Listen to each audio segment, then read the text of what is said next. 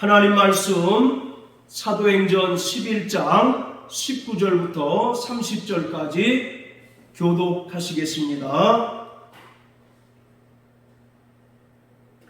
때에 스데반의 일로 일어난 환난을 인하여 흩어진 자들이 베니게와 구브로와 안디옥까지 이르러 도를 유대인에게만 전하는데 그 중에 구브로와 구레네 몇 사람이 안디옥에 이르러 헬라인에게도 말하여 주 예수를 전파하니 주의 손이 그들과 함께 하심에 수다한 사람이 믿고 주께 돌아오더라. 예루살렘 교회가 이 사람들의 소문을 듣고 바나바를 안디옥까지 보내니 저가 이르러 하나님의 은혜를 보고 기뻐하여 모든 사람에게 굳은 마음으로 주께 붙어 있으라 권하니 바나바가 전 사람으로 성령과 믿음이 충만한 자라 이에 큰 무리가 적게 모아더라. 바나바가 사울을 찾으러 다소에 가서 만나니 안디옥에 데리고 와서 우리 교회에 분명가 모여 있어 큰 무리를 가르쳤고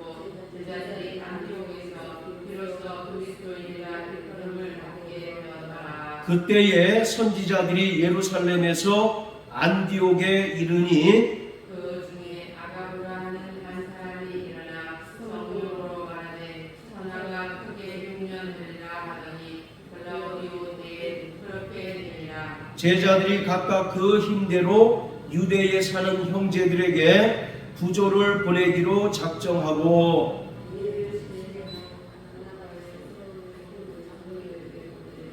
아멘. 아멘.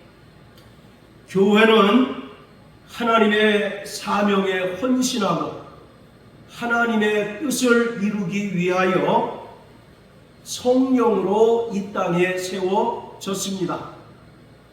교회는 요한복음 20장 21절의 말씀처럼 하나님 아버지께로부터 이 세상에 파송되신 선교사이신 예수의 공동체로서 예수님으로부터 이 세상에 파송을 받았습니다.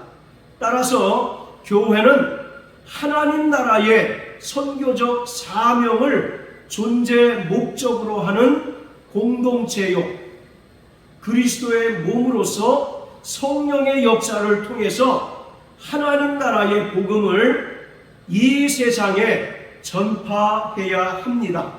오늘 본문에는 상징적인 두 개의 교회가 등장을 합니다.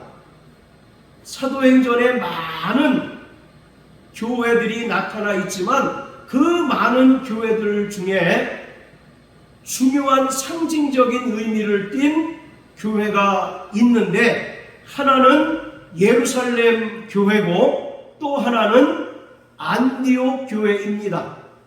예루살렘 교회는 예수님께서 부활 승천하시면서 약속하신 성령이 이 땅에 임함으로써 이 땅에 최초로 세워진 그리스도의 몸된 교회로서 이 세상에 세워진 모든 교회의 마더처치, 즉 모교회의 성격을 띠고 있습니다.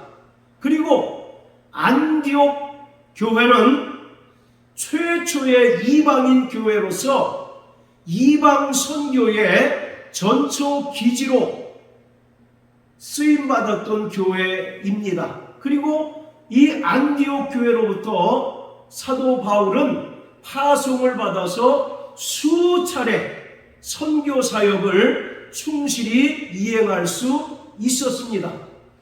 이 세상에 존재하는 모든 교회와 또 존재했었던 모든 교회가 다 하나님의 뜻대로 세워졌고 또 하나님의 거룩한 사명을 받은 교회이지만 특별히 말씀드린 예루살렘 교회와 안디옥 교회가 그 상징적인 의미에 있어서 대단히 중요한 교회입니다. 자, 사도행전 7장에 보면 스데반이 순교를 당합니다. 이러한 스데반의 순교 사건으로 인하여 예수를 믿는 자들이 전 세계 사방에 흩어졌는데 그 중에 베니게와 구브로와 또 안디옥에 이르러서 그리스도인들이 그곳에서 복음을 전하였습니다. 그래서 많은 사람들이 예수를 믿게 되었습니다. 그러자 예루살렘 교회가 바나바를 안디옥에 파송하였고, 바나바는 다소에 있는 사울을 불러들여서 약 1년 동안 그곳에서 충실하게 복음을 가르치고 또 복음 전파에 힘썼습니다. 이러한 안디옥 교회는 기독교 역사상 최초로 유대인과 이방인으로 구성된 교회 공동체였습니다.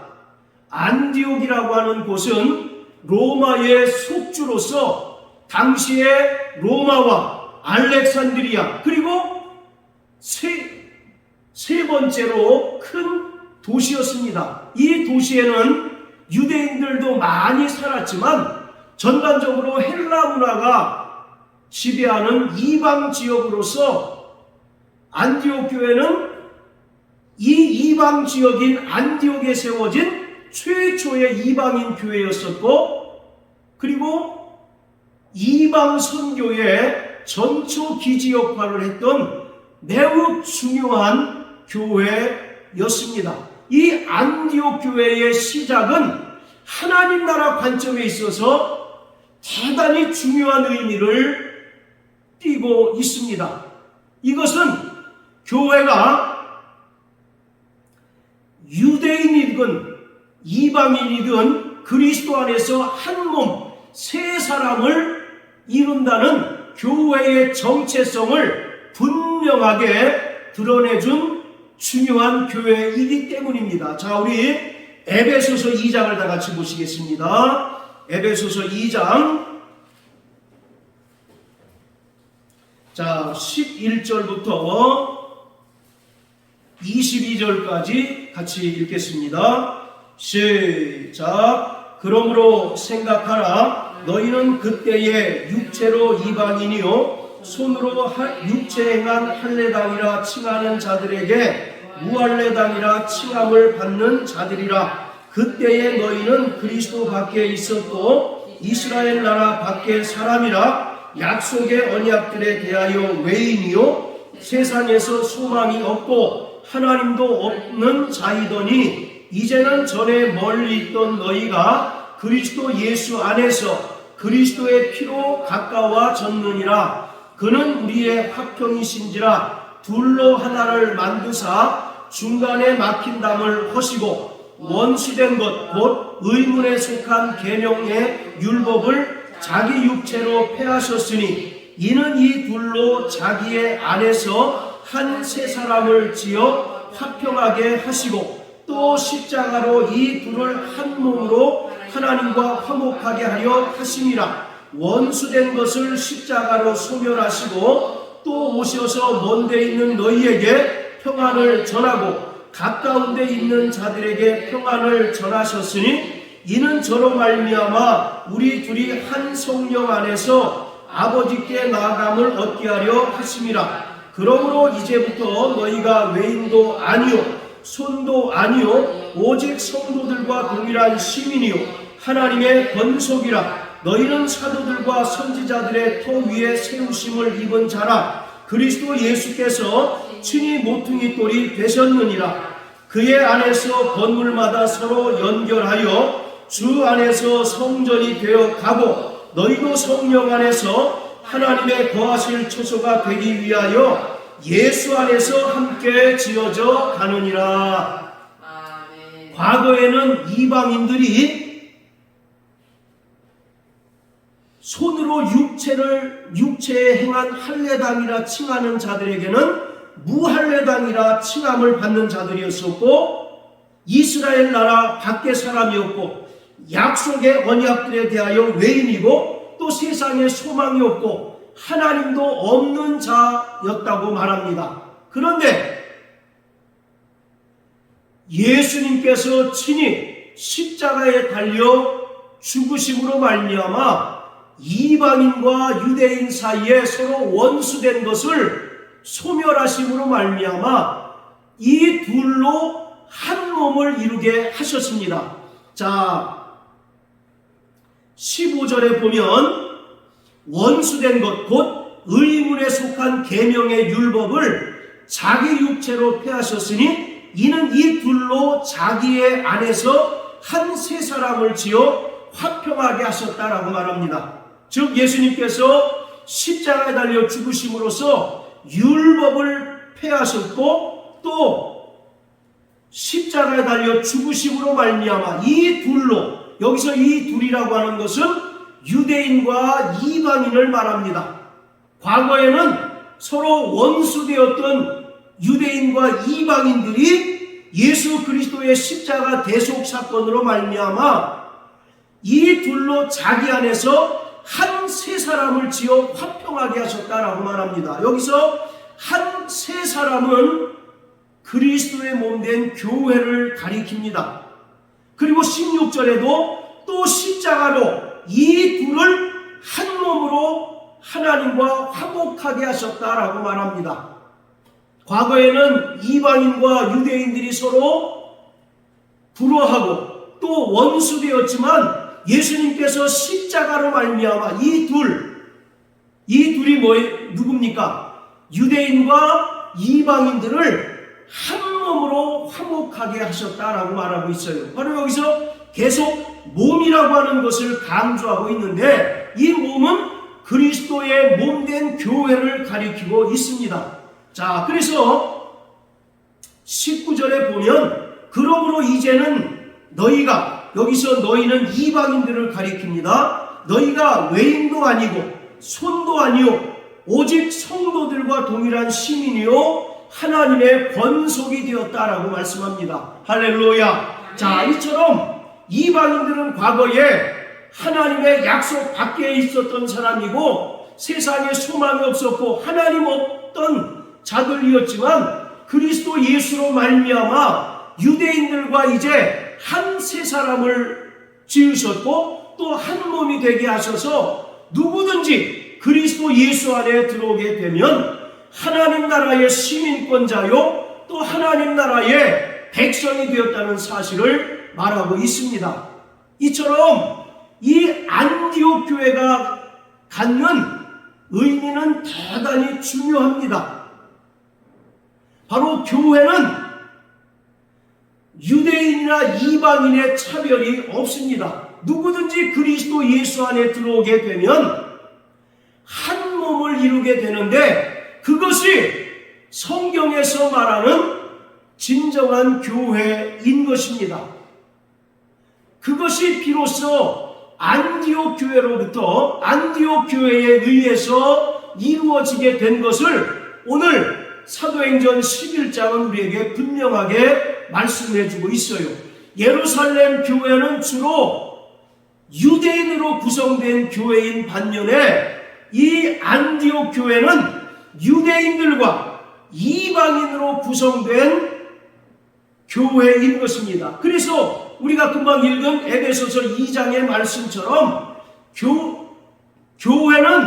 교회 안에는 결코 민족적 또는 인종적 차별이 없습니다. 그리스도 예수 안에 들어오게 되면 누구나 다 동일한 하나님의 백성이고 또 동일한 하나님의 거룩한 가족이 되는 것입니다. 그것이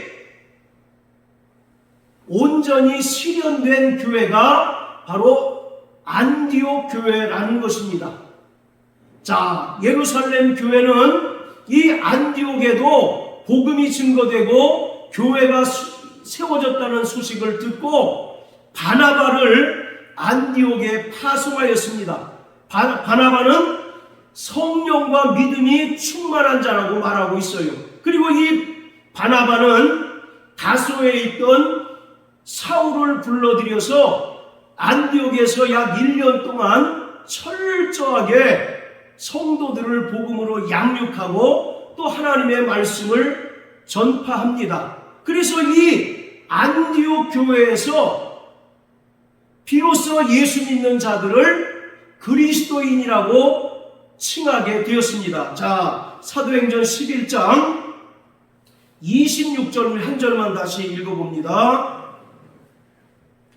시작. 만남에 안디옥에 데리고 와서 둘이 교회에 1년간 모여 있어 큰 무리를 가르쳤고 제자들이 안디옥에서 비로소 그리스도인이라 일컬음을 받게 되었더라. 자, 이때로부터 예수를 믿는 자들을 세상 사람들이 공식적으로 부르는 명칭이 바로 그리스도인이 되었습니다. 이 그리스도인이라고 하는 말은 본래는 유쾌한 뜻을 가지고 있지 않습니다. 세상 사람들이 예수 믿는 사람들을 조롱하고 또 비아냥거리는 그런 의미로 불렀습니다. 그럼에도 불구하고 안디옥에 있는 예수 믿는 자들은 그리스도인이라고 자신들이 불리는 것에 대하여 대단한 자부심을 갖고 있었습니다. 자, 이 안디옥 교회에서 비로소 그리스도인이라고 불리었다는 것은 이제 기독교가 본격적으로 유대 교회의 한 분파가 아님을 분명하게 증거하는 중요한 요소가 됐습니다. 기독교가 처음에 이제 생겨나게 될 때는 로마로부터 박해를 받지 않았습니다. 오히려 유대인들로부터 또 유대교로부터 많은 핍박을 받았어요. 왜냐하면 이 로마 사람들은 기독교가 유대교의 한 분파쯤으로 생각했습니다. 그래서 그들은 종교의 자유를 표방을 했기 때문에 기독교에 대해서 우호적이진 않았지만 그래도 묵인하고 있었습니다. 그러나 오히려 이 기독교가 철저히 유대인으로부터 많은 박해를 받게 되었던 거예요. 그런데 이 안디옥 교회에서 그리스도인이라고 하는 명칭으로 불림으로써 비로소 기독교가 유대교의 한 종파가 아니라는 사실을 분명하게 인식하게 되었습니다. 그뿐만 아니라 안디옥 교회에서 그리스도인이라고 불림으로 말미암아 이제는 하나님 나라의 복음이 인종의 장벽을 초월하여 전 세계로 확산되는 놀라운 계기가 되었던 것입니다. 자, 따라 보세요. 그리스도인. 바로 이 그리스도인이란 말은 헬라어로 크리스티아누스라고 하는데 이 말은 누구누구에게 속한 자라는 뜻입니다. 또 누구누구의 종이라는 뜻이에요. 따라서 크리스티아누스, 즉 그리스도인이란 말은 그리스도에게 속한 자, 그리스도의 종이라는 뜻입니다. 이슬람을 믿는 남자들 중에 가장 많은 이름이 압둘라라는 이름이랍니다. 이 압둘라라고 하는 말은 알라의 종이라는 뜻이에요. 그래서 그들은 철저히 그들의 신앙과 모든 삶의 지표가 바로 알라가 명한 대로 순종하는 것입니다. 마찬가지로 그리스도인이라고 하는 명칭도 처음에 세상 사람들로부터 불릴 때는 그것이 대단히 조롱 섞인 비아냥에 가까운 그런 명칭이었지만 그들은 그러한 조롱과 비아냥에도 불구하고 철저히 하나님 말씀에 순종하고 또 그리스도가 그들의 삶과 신앙의 지표로서 철저히 예수를 닮는 그런 삶을 살게 되었던 것입니다. 자, 그래서 바로 성경은 이 땅을 살아가는 그리스도인들이 어떤 삶을 살아야 하는지를 우리에게 분명하게 가르쳐주고 있습니다. 가장 중요한 것은 철저히 우리 신앙과 삶의 모범이 예수 그리스도시라는 겁니다. 할렐루야. 그래서 우리는 다른 여러 명칭으로 불리는 것도 중요하지만 우리가 그리스도인이라고 불리는 것에 대한 큰 자부심을 갖고 그만큼 그 명칭이 갖는 그 의미대로 이 땅에서 예수 그리스도를 추종하고 또 예수 그리스도를 닮아가는 삶을 살아가야 하는 것입니다. 자, 바로 그리스도인은 이 땅에서 그럼 어떠한 삶을 살아야 마땅합니까? 첫째, 철저히 나그네와 같은 삶을 살아야 한다는 겁니다. 할렐루야. 마태복음 8장에 보면 예수님께서 말씀하시기를 공중에 나는 새도 안식처가 있고 여우도 머리 둘 곳이 있지만 인자는 거처가 없다라고 말씀하고 계십니다. 이 말은 예수님께서는 이 땅에 영광을 얻기 위하여 오신 분이 아니고 오직 이 땅에서는 하나님 아버지의 뜻을 이루시고 아버지께로 가기를 원하셨던 것을 우리가 알 수가 있어요. 이와 같이 그리스도께 속한 자, 또 그리스도의 종된 그리스도인들은 철저히 나그네와 같은 삶을 살아가야 합니다. 나그네가 어떤 존재입니까? 한 곳에 오래 머무는 자가 아닙니다. 그리고 또 거기에 미련을 두는 자가 아니에요. 나그네는 철저히 자신의 목적지를 향하여 날마다 한 걸음씩 나아가는 자가 바로 나그네입니다. 이처럼 구원받은 그리스도인들은 철저히 이 땅에서 나그네와 같은 삶을 살아가야 하는 것입니다.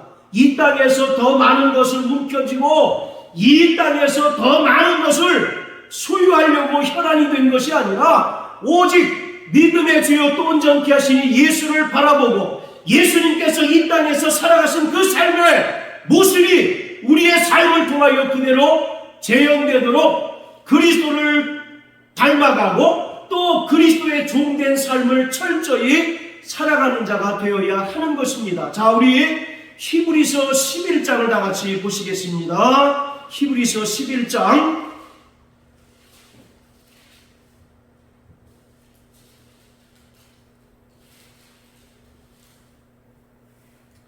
자, 8절부터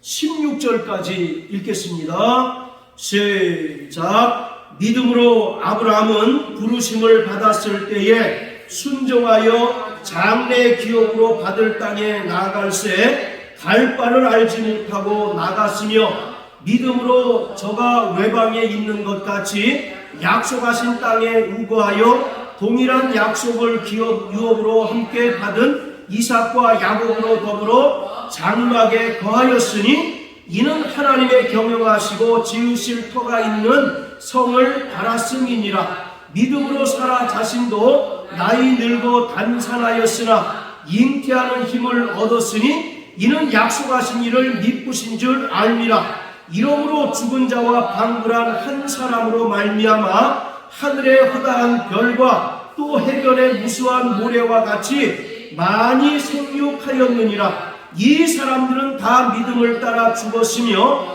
이 약속을 받지 못하였으되 그것들을 멀리서 보고 환영하며 또 땅에서는 외국인과 나그네로라 증거하였으니 이같이 말하는 자들은 곤양 찾는 것을 나타냄이라. 저희가 나온 바 곤양을 생각하였다면 돌아갈 기회가 있었으려니와 저희가 이제는 더 나은 곤양을 사모하니 곧 하늘에 있는 것이라. 그러므로 하나님이 저희 하나님이라 일컬음을 받으심을 부끄러워 아니하시고 저희를 위하여 한 성을 예비하셨느니라. 할렐루야. 자, 13절 보세요. 이 사람들은 다 믿음을 따라 죽었으며 약속을 받지 못하였으되 그것들을 멀리서 바라보고 환영하며 또 땅에서는 외국인과 나그네로라 증거하였다라고 말합니다.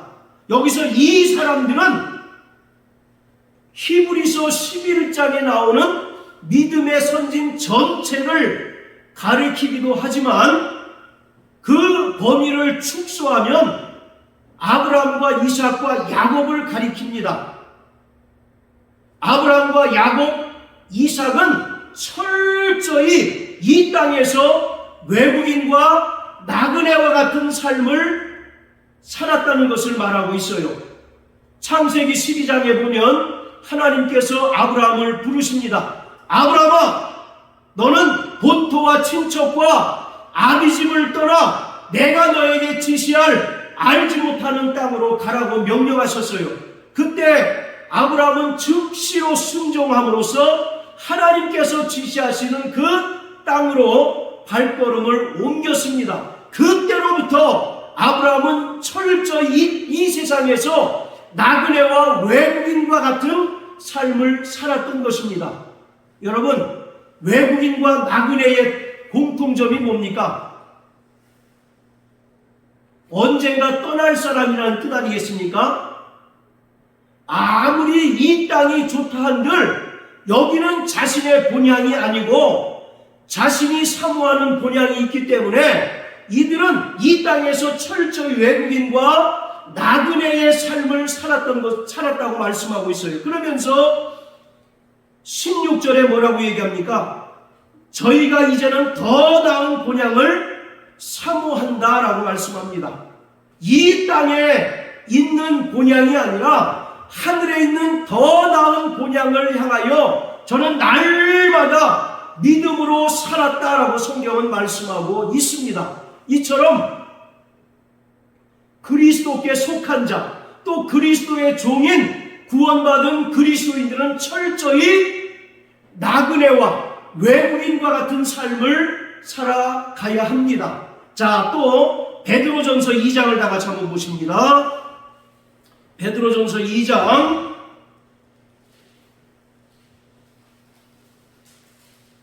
11절 시작. 사랑하는 자들아, 나그네와 행인 같은 너희를 권하노니 영혼을 거스려 싸우는 육체의 정욕을 제어하라. 할렐루야. 자, 여기서는 구원받은 성도들을 뭐라고 표현합니까? 나그네와 행인이라고 표현하고 있어요. 그렇기 때문에 이 땅에서 끊임없이 구원받은 그리스도인들은 영혼을 거스려 싸우는 육체의 정욕을 제어하는 삶을 살아가야 합니다. 우리에게는 육체의 정욕과 안목의 정욕과 이생의 자랑이 있습니다.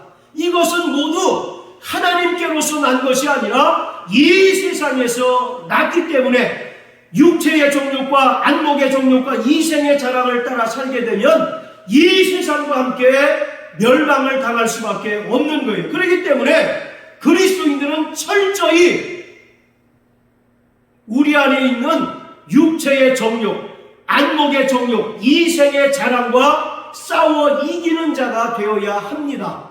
할렐루야. 그런데 이 정욕들과 싸워서 이길 수 있는 방법은 어떤 물리적인 힘으로 이길 수 있는 것이 아니라 철저히 성령의 인도하심을 따라서 우리가 살아갈 때 승리할 수 있습니다.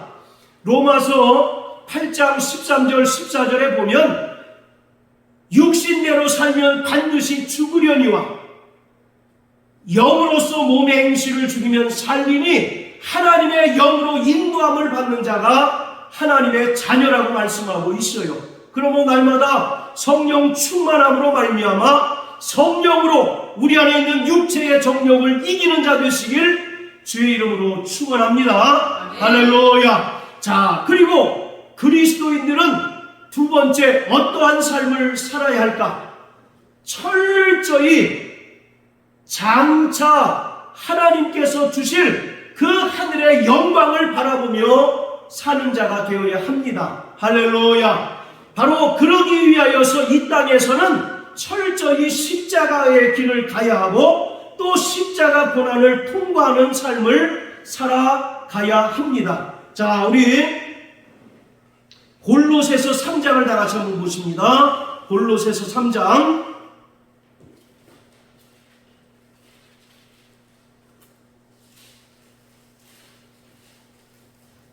자, 1절 2절 읽겠습니다. 시작. 그러므로 너희가 그리스도와 함께 다시 살리심을 받았으면 위의 것을 찾으라. 거기는 그리스도께서 하나님 우편에 앉아 계시느니라. 위의 것을 생각하고 땅의 것을 생각지 말라. 자, 너희가 그리스도와 함께 다시 살리심을 받았으면 위의 것을 찾으라고 말씀합니다. 자, 여기서요, 그리스도와 함께 살리심을 받았다는 것이 무슨 뜻일까요? 침례를 받았으면 그런 뜻입니다. 자, 침례 받으셨으면 아멘 하세요. 네, 바로 침례가 무엇입니까? 우리가 첫 아담에 속한 옛사람을 물속에 장사 지낸 바 되고 부활하신 예수님과 연합하는 구원의 표가 바로 침례입니다. 그렇기 때문에 침례받은 자는 옛사람의 습관과 또 옛사람의 그 생활을 따라 사는 것이 아니라 이제는 그리스도 예수를 닮아가는 삶을 살아가야 하는 거예요. 그렇기 때문에 그리스도와 함께 다시 살리심을 받은 자가 되었으면 위의 것을 찾으라고 말씀합니다. 여기서 위의 것은 뭐겠습니까? 영원한 하나님의 나라를 말합니다. 2절에도 얘기하잖아요. 위의 것을 생각하고 땅의 것을 생각하지 말라고 말씀합니다. 누가복음 12장에 보면 어리석은 부자에 대한 이야기가 나옵니다. 이 사람이 열심히 땀 흘려서 수고해서 큰 재물을 쌓았습니다. 그래서 창고를 만들어서 그 창고에 가득가득 재물을 쌓아놓고 스스로 위로하기를, 내 영혼아, 이렇게 여러 해 쓸 물건을 쌓아두었으니 평안하라 평안하라, 이와 같이 합니다. 그때 주님께서 뭐라고 얘기합니까? 이 어리석은 자야, 오늘 밤 내 영혼을 취하면 이 모든 것이 다 누구의 것이 되겠느냐? 라고 이와 같이 말씀하지요. 이처럼 구원받은 그리스도인들은 철저히 위의 것을 소망하며 또 그 부르신 부름의 상을 날마다 쫓아가는 자가 되어야 합니다. 할렐루야. 네. 자, 또 빌립보서 2장을 다 같이 한번 보십니다.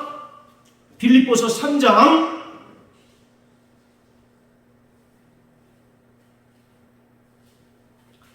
자, 13절, 14절 시작. 형제들아, 나는 아직 내가 잡은 줄로 여기지 아니하고 오직 한 일, 즉 뒤에 있는 것은 잊어버리고 앞에 있는 것을 잡으려고 표대를 향하여 그리스도 예수 안에서 하나님이 위에서 부르신 부름의 상을 위하여 쫓아가노라. 할렐루야. 자, 13절 자세히 보세요. 뒤에 있는 것은 잊어버리고 앞에 있는 것을 잡으려고 표대를 향하여 쫓아간다라고 말씀합니다. 즉, 구원받은 그리스도인들은 과거 지향적인 삶을 청산해야 된다는 겁니다. 여전히 과거에 발목 잡혀 있는 삶을 살아서는 안 된다는 거예요. 우리는 과거를 돌아볼 때 모두 죄인이었습니다. 본질상 진노의 자녀였고 지옥 아래목에 떨어지기에 합당한 자들이었어요. 그렇기 때문에 구원받은 그리스도인들은 과거에 발목 잡혀 사는 과거 지향적인 삶을 사는 자가 아니라 앞에 있는 것을 잡으려고 쫓아가는 자가 되어야 합니다. 그래서 14절에 표대를 향하여 그리스도 예수 안에서 하나님이 위에서 부르신 부름의 상을 쫓아간다라고 말씀합니다. 할렐루야. 우리는 저 영원한 하나님 나라를 바라보며 날마다 나가야 합니다. 히브리서 12장에 보면 믿음의 주여 또 온전케 하시니 예수를 바라보라고 말씀합니다. 이 세상을 바라보고 또 이 세상의 것에 우리의 시선을 빼앗기게 되면 우리는 믿음의 경주를 온전히 완주할 수 없습니다. 그렇기 때문에 오직 믿음의 주여 또 온전케 하시니 예수를 바라보고 표대를 향하여 날마다 나아갈 때 우리는 끝까지 믿음 안에서 승리할 수 있게 됩니다. 할렐루야. 자, 그리고 세 번째, 구원받은 그리스도인들은 어떠한 삶을 살아야 할까? 철저히 신앙과 삶이 일치되는 삶을 살아야 합니다. 자, 따라서요. 신앙과 삶이 일치되는 삶을 살아야 한다. 네. 신행 일치를 이루는 삶을 살아야 합니다. 교회 안에서의 모습하고 교회 밖에서의 모습이 전혀 다르기 때문에 오늘날 교회가 세상으로부터 욕을 먹고 길가에 버리워진 소금처럼 밟히게 되는 것입니다. 그렇기 때문에 그리스도인들은 철저히 신앙과 삶이 일치를 이루는 모습을 띄어야 합니다. 그러기 위해서는 우리는 예수님을 닮는 삶을 살아야 해요. 철저히 자기를 부정하고 또 자기 십자가를 지고 주님을 따르는 삶을 살아가야 합니다. 마태복음 16장 24절에 보면 예수님께서 말씀하시기를 누구든지 나를 따르려거든 자기를 부인하고 자기 십자가를 지고 따라야 한다라고 말씀하고 있습니다. 그리고 우리를 부르신 그 부름의 목적을 따라서 철저히 이 땅에서 고난받는 삶을 살아내야 하는 것입니다. 이것을 다른 말로 하면 내 삶의 주인이 자기가 아니라 하나님이 되는 삶을 살아야 한다는 겁니다. 우리가 예수를 믿기 전에는 철저히 내 삶의 주인은 누구였습니까? 나였어요. 내가 왕이 되고 내가 주인이 되어서 내 마음대로 내 뜻대로 살아가는 삶이었습니다. 그러나 이제 우리가 예수를 믿고 구원받은 그리스도인이 되는 순간 철저히 내 삶의 주인은 내가 아니라 하나님이심을 고백하고 하나님께서 주인 되시는 삶을 살아갈 때 우리의 신앙과 우리의 삶이 온전히 일치를 이루게 됩니다. 자, 우리 히브리서 11장을 다 같이 보십니다. 히브리서 11장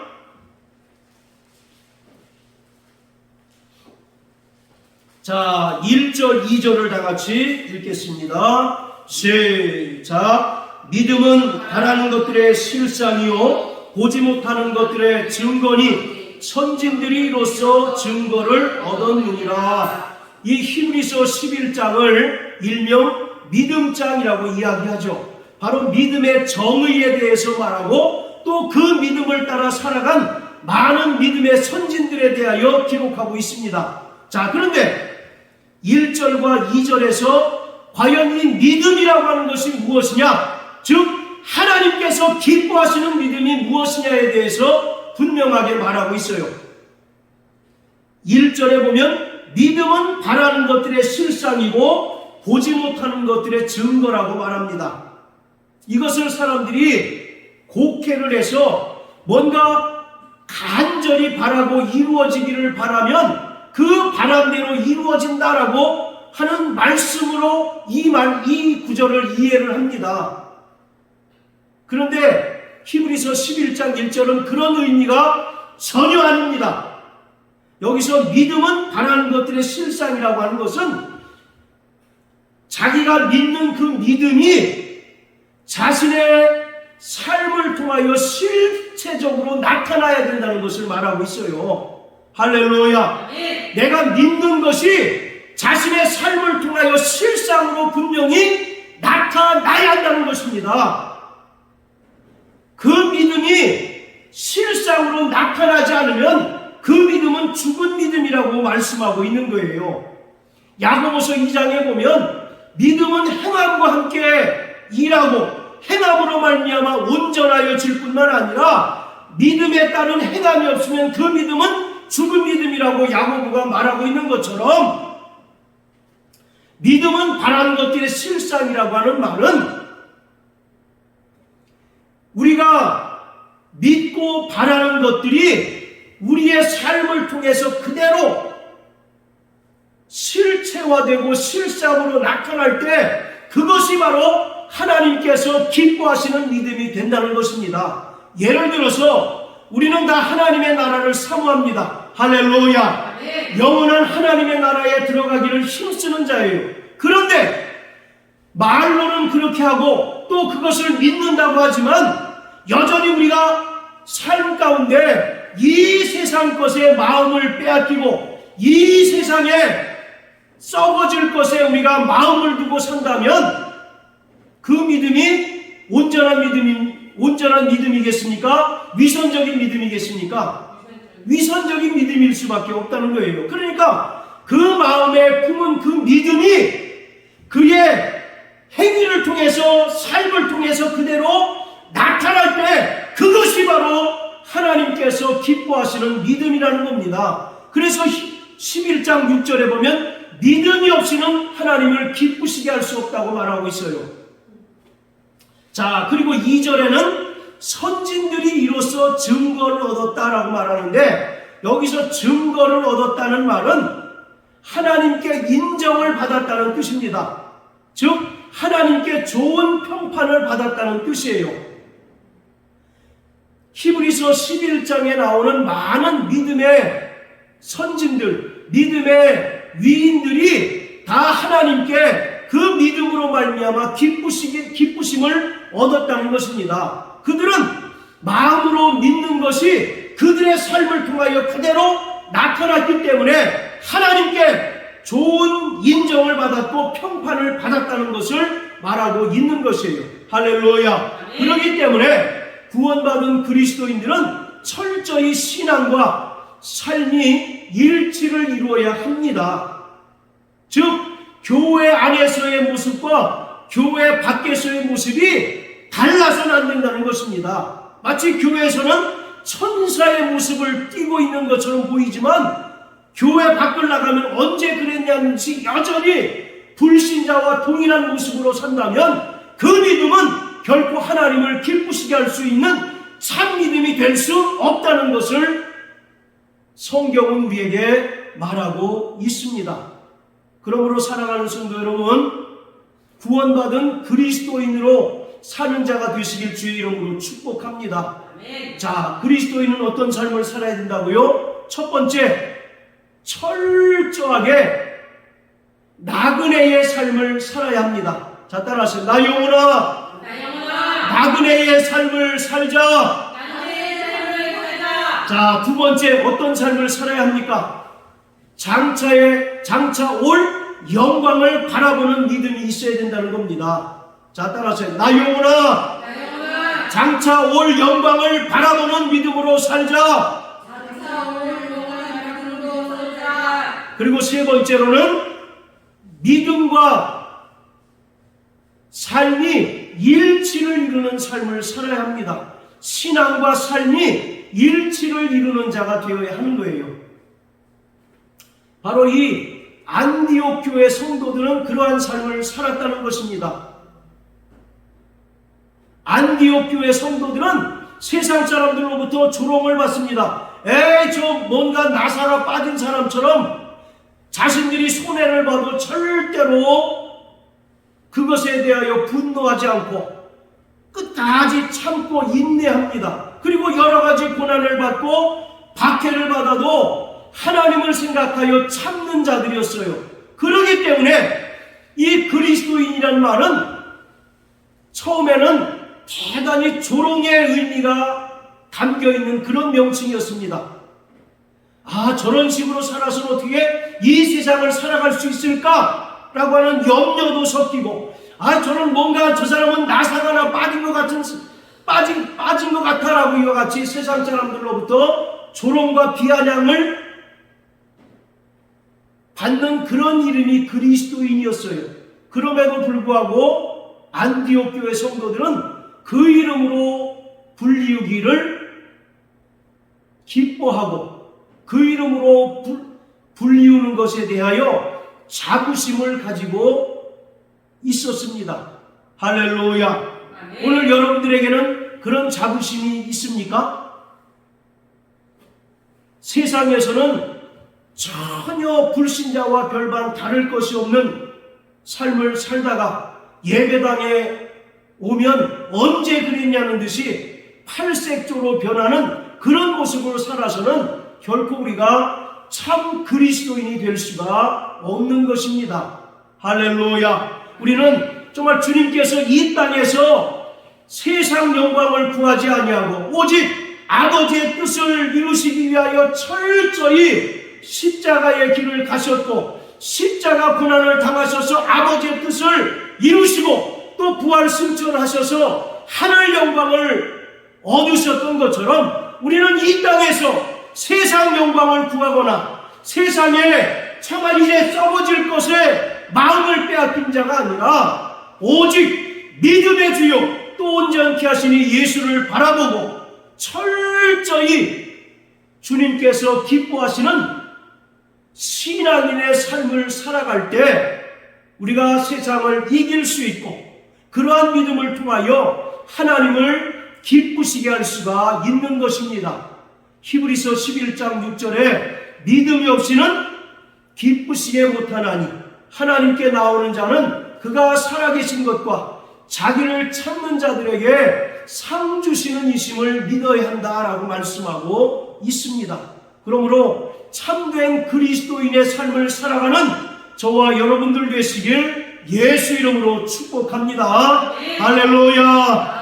자, 다시 또 사도행전 11장으로 돌아갑니다.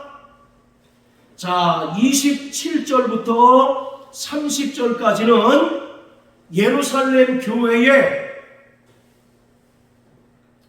크게 흉년이 들어서 경제적인 어려움이 닥쳤을 때 안디옥 교회 성도들이 부조를 보내기로 작정했습니다. 여기서 부조라고 하는 말은 헬라어로 디아코니아라고 해서 섬기다라는 뜻입니다. 자원하는 심령으로 물질을 모아서 흉년이 들어가지고 경제적인 어려움을 당하고 있는 예루살렘 교회에 보냈는데 바로 이것이 바로 부조입니다. 이 부조라고 하는 말에는 또 연고라고 하는 의미도 담겨져 있어요. 자, 이처럼 안디옥 교회가 부조를 모아서 바울과 바나바로 하여금 예루살렘 교회에 부조를 보낸 것은 예루살렘 교회와 안디옥 교회가 하나임을 분명히 보여주는 것입니다. 교회는요, 크게 두 가지 종류의 교회가 있습니다. 이 세상에 수많은 교회가 있지만 성경에서 말하는 교회는 딱 두 가지입니다. 하나는 무형의 교회가 있어요. 자, 따라하세요. 무형의 교회. 이것은 예수를 구세주로 믿는 모든 구원받은 그리스도인들이 다 무형의 교회입니다. 그리고 또 하나는 유형의 교회가 있는데 이것을 로컬 처치라고 합니다. 지역교회. 그러니까 반석교회, 또 이 지구상에 세워진 모든 교회가 다 하나의 유형교회, 지역교회가 되는 거죠. 그래서 교회는 바로 무형교회와 유형교회가 있는데 교회는 모두 큰 틀에서는 하나라는 것입니다. 그래서 바로 서로 빈궁한 것을 볼 때 돌아보고 또 섬기는 그런 모습이 나타나야 합니다. 이것은 사도행전 2장에 기록된 대로 예루살렘 교회가 자기의 쓸 것을 다 내놓고 서로 통용함으로써 예루살렘 교회에 가난한 자, 핍절한 자가 없었듯이 교회는 모두 그리스도 안에서 한 몸입니다. 할렐루야. 한국에 있는 교회, 또 미국에 있는 교회, 전 세계 교회가 다 흩어져 있지만 교회는 그리스도 예수 안에서 하나입니다. 그래서 서로가 아픔을 공유하고 또 기쁨을 서로 나눌 수 있는 그런 모습이 되어야 하는 것입니다. 마태복음 25장에 보면 예수님께서 양과 염소를 나누시면서 양들에게 뭐라고 말씀합니까? 너희는 지극히 작은 자에게 한 것이 곧 나에게 한 것이다 라고 말씀하고 있지 않습니까? 여기서 바로 지극히 작은 자는 그리스도의 몸된 교회를 말하고 있는 거예요. 그러니까 구원받은 그리스도인들은 교회의 아픔이 나의 아픔으로 느껴져야 합니다. 그리고 교회의 즐거움이 나의 즐거움으로 여김으로써 그 즐거움이 배가 되도록 해야 하는 것이죠. 교회의 머리는 그리스도이십니다. 할렐루야. 그리고 교회는 그리스도의 몸이고 또 구원받은 각자의 성도들은 교회에 붙어있는 하나의 지체예요. 지체. 어떤 사람은 팔의 역할을 하는 자가 있고 또 어떤 자는 발의 역할을 하는 자가 있습니다. 모두가 다 한 몸에 붙어 있는 거죠. 그렇기 때문에 고통을 공유하고 또 기쁨을 서로 나눌 수 있는 그런 아름다운 관계가 될 때 주님 보시기에 기쁜, 주님 보시기에 참으로 아름다운 교회 공동체가 될 수가 있는 것입니다. 그래서 오늘 안디옥 교회가 지금 흉년이 크게 들어서 어려움을 겪는 예루살렘 교회에게 부조를 보낸 것은 그리스도 예수 안에서 교회는 하나라는 사실을 우리에게 분명하게 보여주고 있는 것입니다. 그리고 교회의 아픔이 나의 아픔이고 또 교회의 기쁨이 나의 기쁨으로 여길 수 있을 때 바로 그러한 모습을 주님께서 기뻐하신다는 사실을 우리는 이 말씀을 통하여 깨달아야 합니다. 할렐루야. 사랑하는 성도 여러분, 정말 교회를 사랑하는 자 되시길 주의 이름으로 축복합니다. 교회의 아픔이 나의 아픔이고 교회의 기쁨이 바로 나의 기쁨으로 여길 때 우리가 진정으로 주님을 사랑하는 것입니다. 우리가 입술로는 주님을 사랑한다고 하지만 정작 교회 일에 등한히 하고 또 교회의 아픔을 등한히 여긴다면 그 사람은 진정으로 주님을 사랑하는 자가 아닙니다. 교회가 뭡니까? 그리스도의 몸이잖아요. 그리고 주님께서도 지극히 작은 자에게 한 것이 나에게 한 것이다 라고 말씀한 것처럼 지극히 작은 자는 바로 이 땅에 세워진 교회를 가리킵니다. 자, 따라하세요. 나 영혼아, 주님을 사랑하자. 나 영혼아, 그리스도의 몸된 교회를 사랑하자. 할렐루야.